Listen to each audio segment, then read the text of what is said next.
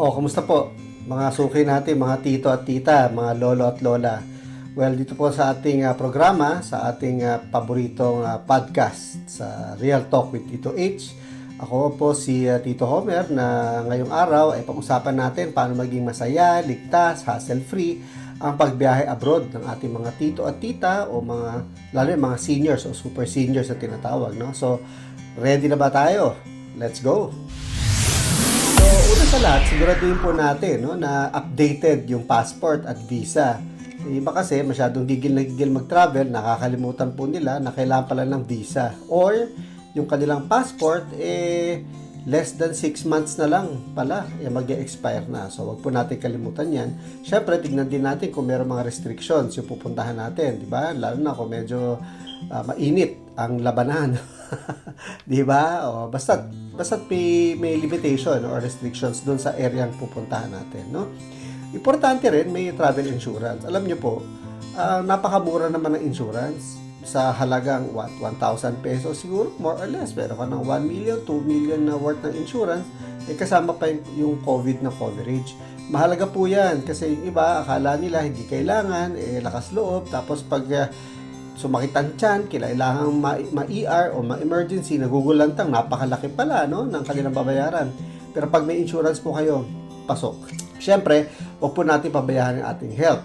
Bago po pumunta ron, dapat nakapagpatingin na tayo sa doktor. Kasi alam nyo po, sa travel, kahit marami po kayong pera, marami po kayong time, pero yung health nyo po nagsasuffer, magiging balakid po ito sa ating biyahe na dapat masaya, di ba? Okay, syempre, kung meron naman tayong mga dapat dalhin o alalahanin, ika nga, kung merong sakuna sa inyong lugar, alam nyo naman, naghahanda kayo ng tinatawag na go bag. Dito naman yung travel bag nyo. Ano ba yung mga mahalaga na meron? Number 1, syempre, kailangan ng maintenance medicine. Okay, number 2, meron po kayong passport. Syempre. At yung passport nyo, nandun yung visa. Yung iba kasi nakakalimutan na dalawa pala yung passport na kailangan dalhin kasi yung lumang passport, nandun yung isang visa niya na gagamitin. So, huwag nyo po kalimutan. Ako po, ginagawa ko, tinatali ko lang ng goma doon po sa dugtungan para sure lang na dalawa andun yung ikalawang passport, no? At syempre, kailangan nyo ng photocopy ng mga ito. In case po, alam nyo, sa pag-travel, di natin masasabi, nakalimutan, nadukot, whatever. At least, lagi po kayo may safe na photocopy, no? Somewhere dun sa travel bag nyo or kahit sa maleta mismo, no? And syempre, lalo po sa ating mga senior na medyo may mga sakit-sakit dyan ng paa, dapat comfortable yung ating shoes, yung ating sapatos. At huwag niyo pong kalilimutan yung jacket. Dahil kahit saan po kayo magpunta, hindi natin masasabi na kailangan niyo kahit na medyo summer sa pupuntahan nyo, kailangan pala may jacket. Okay? At dapat yung jacket akma sa klima. Kasi yung iba, hindi chinecheck yung klima. So, hindi na alam na ang kailangan pala thick jacket na tinatawag kasi spring pala o fall. Lalo na kung winter, tapos ang dala-dala light jacket lang. Naku po. Kayo mapapabili ng jacket, no? Kami po, lagi kami nagdadala ng tinatawag na bubble jacket. May manipis, may makapal. At least yung manipis na bubble jacket. So, kung meron po kayo mga warmers na tinatawag, no? Dalhin nyo na rin po yun as extra lagi, no? And, huwag nyo kalimutan ang power bank at charger.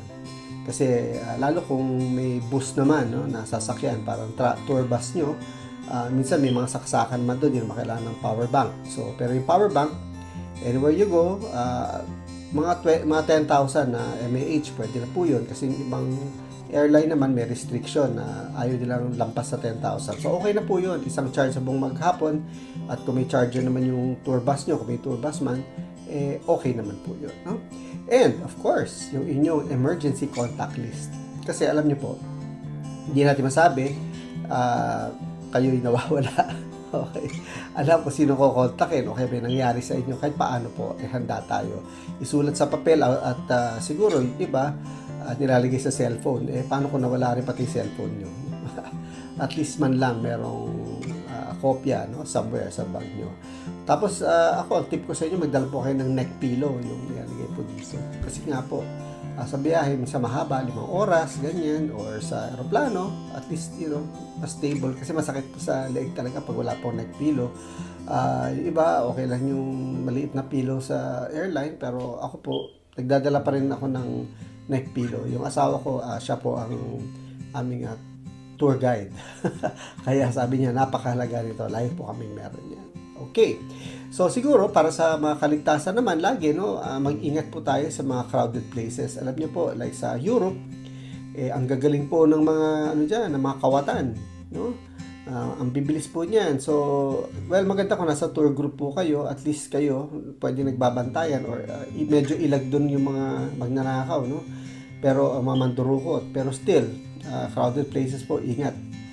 Alam niyo po sa Europe particularly siguro experience namin sa France or sa Paris, yung po mga gypsy na tinatawag na po, ang gagaling po niyan. Yung iba, mampabata, ang gaganda, pupuntahan ka, isasabihin, baka pwede po kayo pumirma dito. Naku, wag po kayo pipirma sa kahit na dahil bogus po yun, okay? Mabubudol pa kayo niyan. Okay. Then, madalas yung iba naglalagay ng money belt, no? Pero syempre, dapat nasa harapan nyo. Marami po namang ways, mga bag. Basta, wag po kayo, kung magbabackpack man kayo, sana yung maliit lang at yung pwede nyo ilagay lang sa harap, mostly, no? Pero as I said, pag may travel group, okay naman po yan. Minsan nagbabantayan kahit paano. Pero, I tell you, napakahalaga po yung inyong valuables and pera, no? So, ingat-ingat po doon. Another po is that you can also think about yung mga taxi na tinatawag. Marami po mga taxi na ligtas, pero mas maganda yung in-endorse po ng hotel na pupuntahan nyo kung magta-taxi po kayo. At doon sa may mga kasamang anak o apo, napakalaga po na mag-agree kayo kung saan po yung mga meeting point. Hindi po dahil may cellphone po kayo, madali na mag-kontakan. Napakahirap din po ng wifi sa ibang lugar. Okay? Then, pinaka-importante, always smile. Diba? At huwag matakot magtanong. Kasi alam niyo, may mga translator apps din naman tayo, Google Apps, no? Or Google Maps sa tinatawag. So, magagamit din po natin. Pero syempre, pinakamadali magtanong po. Ngayon, hindi po sa marami po mga bansa, hindi po basta-basta nag-i-English. Diba? Kung makakita po kayong Pilipino, better. Pero madalas po, as I said, like in France, no? Or in Japan, diba? Hindi po yan basta-basta po mag-i-English. Diba? Dahil ayaw nila mag-English kasi nga baka pangit pakinggan para sa kanila. But for whatever it is, magtanong pa rin kayo, no? And always be sure na marunong po kayo magbasa ng mga mapa. Yung biyaheng may tiwala at tamang info, sigurado pong masaya yan. Diba po? So, yun lang po, mga kabiyahe, mga ka-senior, ka-tito-tita, no? Ito po ay baka buluhang tips lamang na sana po, marami pa actually, no, sa pagbabiyahe, pero at least ito ay mga immediate na kailangan nyo. Ngayon, doon po sa mga nagtatanong, may wifi po ba o kailangan ng pocket wifi, no? Marami naman pong ways, no? Yung iba, depende sa bansa, okay na pa po bumili ng SIM sa pupuntahan nyo. Pero, ang tip po namin, pinakamura at pinaka-efficient so far na nagawa namin, is bumibili po kami ng yung eSIM na tinatawag, no? Then, hindi naman po lahat ng mga lumang cellphone kasi tumatanggap ng eSIM. Pero karamihan ng mga phones ngayon, I'm sure pag travel po kayo, and I'm sure maganda na cellphone nyo, pasok po yung eSIM. Bilhin nyo lang po dito mula sa lugar na panggagalingan nyo. Like nasa Pilipinas po kayo, yun. Try the eSIM. Napaka-convenient po and very efficient. So, hindi na po kayo kailangan mag-rely sa isang pocket wifi. No? At napakamura lang po. So, ito po si Tito Homer. Sana po walang edad para sa adventure at basta't may tamang paghahanda. So, ingat lang po and happy trip po sa inyo. God bless po.